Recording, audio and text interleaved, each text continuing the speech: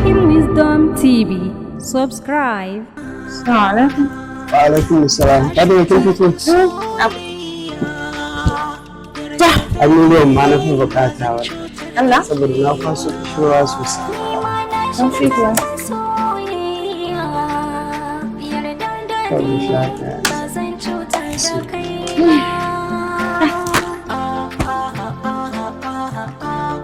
Wow. Me aka dafa ne? Abincin kare ne na dafa maka. To, kamar kin san shi nake bukata. Shi yasa na ce bari in dafa maka. So tun da ka kira ni a waya ka ce za ka zo min da albishir. Wallahi sai kawai na ce ba abin da zan dafa maka iya wannan abincin. Kawai. Fatima kin san ne?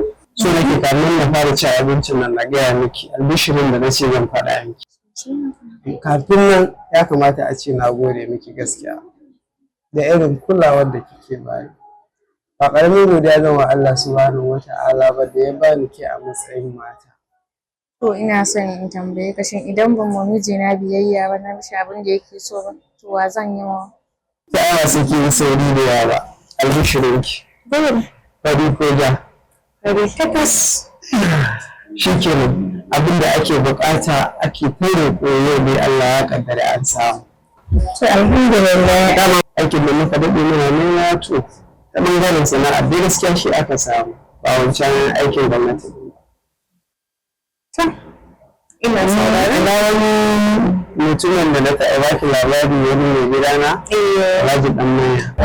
Gidan ka gidan Alhaji ɗan maya ba? So shi ne gaskiya Allah ya haɗa da shi. So na gaya ne dai ga irin matsalolin da nake ciki.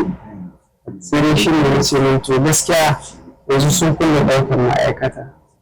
Sai dai kuma in zai yi mai lebaranci idan an kawo kaya mu da sauki a marasawa cikin shago. Na gaskiya na ji daɗin wannan abu. Idan na fahimce ka yaya, dafa kake nufi ku? Ina na fatan na dako.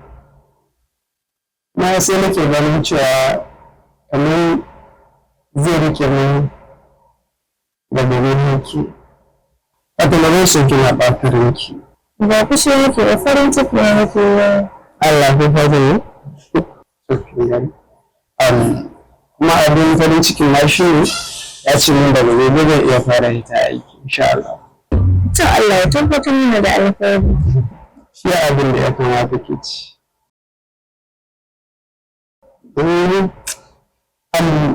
Kin gyara kayan da na gari kan gari.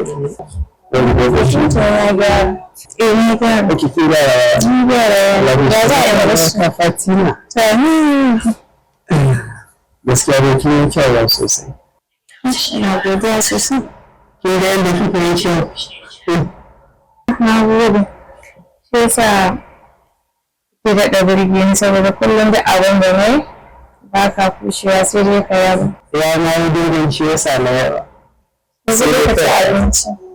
Yanzu ma, wai amma yanki shi ke nan barkar da shirin.